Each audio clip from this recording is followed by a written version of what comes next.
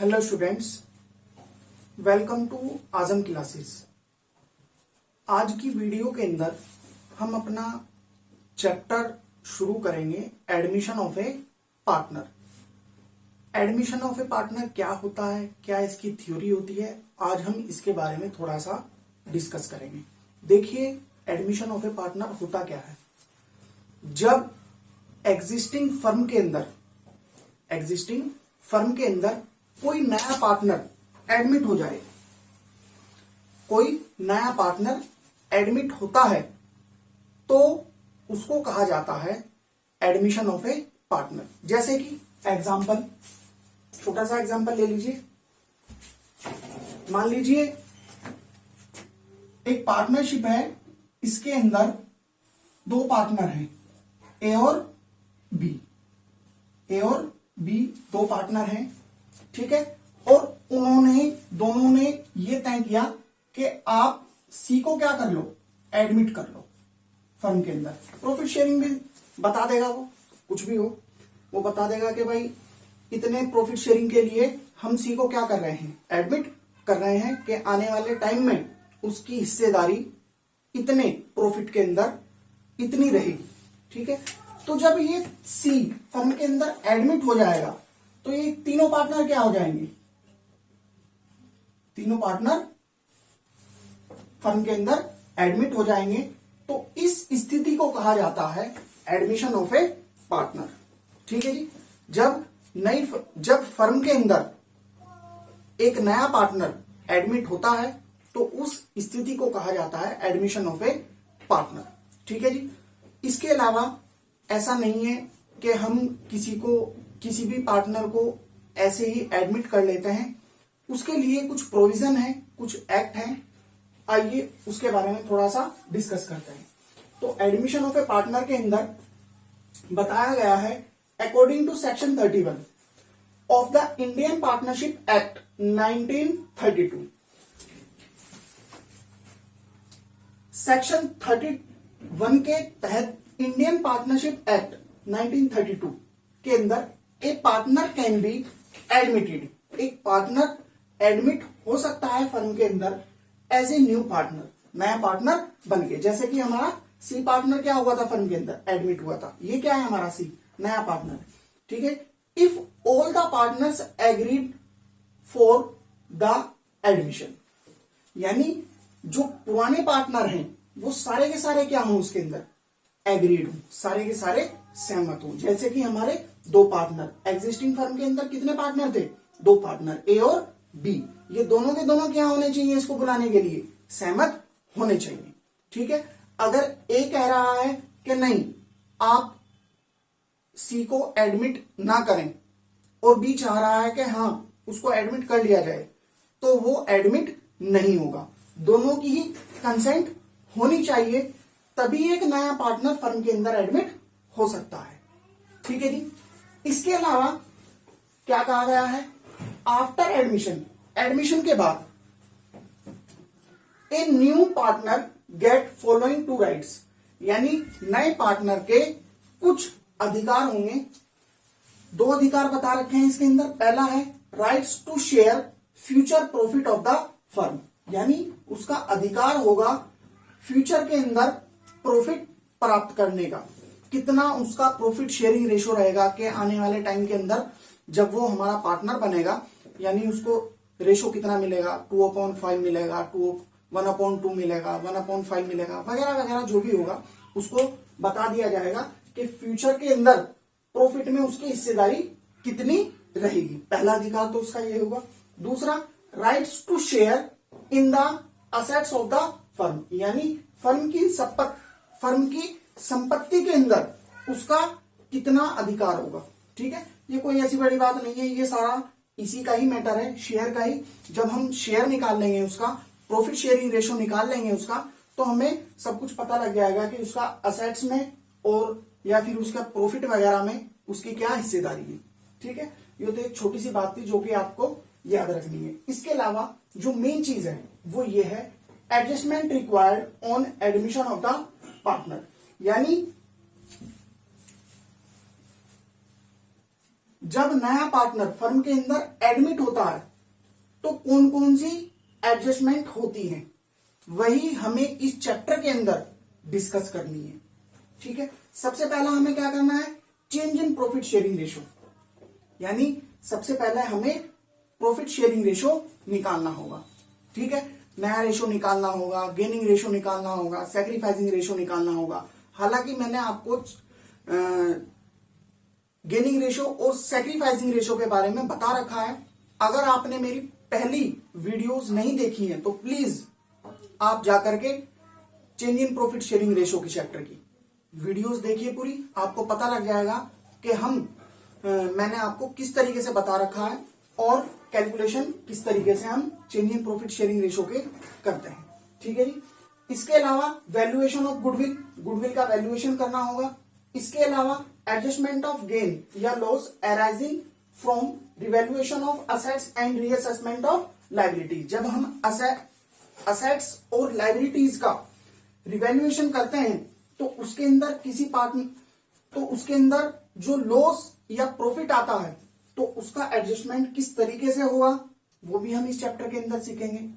ठीक है, इसके अलावा adjustment of deferred revenue expenditure. Deferred revenue expenditure क्या होता है वो बात हम बाद में करेंगे। मैं सिर्फ और सिर्फ आपको ये समझाने की कोशिश कर रहा हूं कि हमें इस चैप्टर के अंदर क्या क्या कवर करना है। तो डेफर्ड रेवेन्यू एक्सपेंडिचर के बारे में भी हमें क्या करना है, एडजस्टमेंट करनी है, सीखना है इसको। इसके अलावा adjustment of reserve accumulated profit and losses, adjustment करना है रिजर्व का या एक्यूमुलेटेड प्रॉफिट या लॉस क्या होता है उसके बारे में भी हमें जानकारी लेनी है। इसके अलावा एडजस्टमेंट ऑफ कैपिटल, कैपिटल का एडजस्टमेंट किस तरीके से होगा उसके बारे में भी हमें जानकारी लेनी है। ठीक है जी।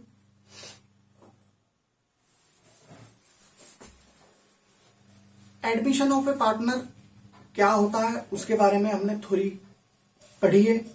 फिर इसके बाद अब हम अपना जो हमें इस चैप्टर के अंदर अकाउंटिंग ट्रीटमेंट करना है, एडजस्टमेंट करनी है, उसका पहला टॉपिक उठाते हैं change in profit sharing ratio. तो change in profit sharing ratio के अंदर मैंने अपना न्यूमेरिकल लिख लिया है। आइए इसको थोड़ा सा समझने की कोशिश करते हैं।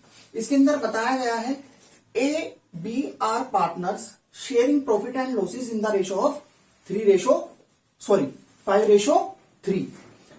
ए और बी पार्टनर है फर्म के अंदर, इनका प्रॉफिट शेयरिंग रेशो 5:3 है। C is admitted, C admit हुआ as 1/4 share in the profit, यानी प्रॉफिट के अंदर उसको कितना हिस्सा मिलेगा, 1/4 में हिस्सा मिलेगा सी को जब वो एडमिट होता है। तो हमें क्या करना है, calculate new profit sharing ratio. New profit sharing ratio हमें क्या करना है, इसके अंदर कैलकुलेट करना है। चलिए सॉल्यूशन क्या है, देखिए प्रॉफिट के अंदर सी को कितना हिस्सा मिलेगा, 1/4 प्रॉफिट के अंदर। अब मुझे प्रॉफिट का तो पता ही नहीं है, क्वेश्चन के अंदर कहीं भी नहीं बताया गया है कि प्रॉफिट कितना है। ठीक है, अगर वो प्रॉफिट होता तो मैं 1/4 लेस कर देता और मुझे पता लग जाता कि ए और बी का अब रेशो क्या रहेगा, मगर ऐसा कहीं भी क्वेश्चन के अंदर नहीं है। तो इस स्थिति के अंदर हम क्या करते हैं, let be the total profit of the firm is equal to 1। हम ये मान के चल रहे कि पूरी फर्म को 1 रुपए का प्रॉफिट हुआ, कितने का, 1 रुपए का। अगर मैं इस 1 रुपए के अंदर से 1/4 हिस्से को निकाल दूं, यानी सी के हिस्से को निकाल देता हूं, सी के शेयर को निकाल देता हूं, तो ए और बी का मुझे पता लग जाएगा कि अब उनका रेशो क्या रहेगा। ठीक है, तो मैं ऐसा ही करूंगा। अब सी का हिस्सा निकालता है इसके अंदर से,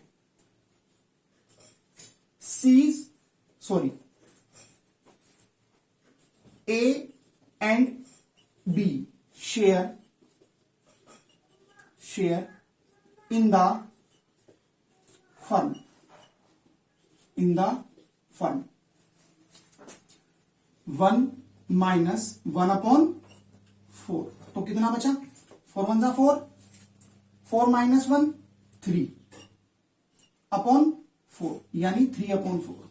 इसका मतलब यह है कि फर्म को अगर 1 रुपए का प्रॉफिट हो रहा है और उसके अंदर से मैंने 1/4 हिस्सा सी का निकाल दिया, तो 3/4 किसका बचता है? ए और बी का।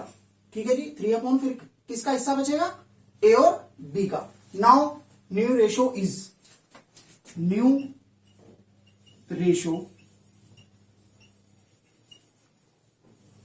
अब हम क्या करेंगे? न्यू रेशो निकालेंगे। ए का, सबसे पहले ए को पकड़ो। ए का शेयर कितना है?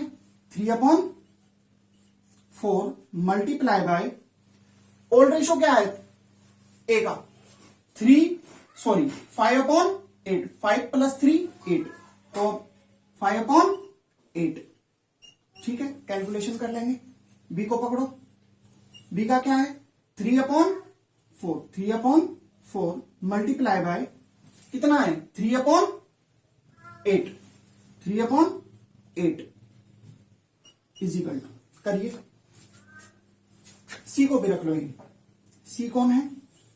उसका हिस्सा कितना है? 1/4। ठीक है, रखना, मल्टीप्लाई करना।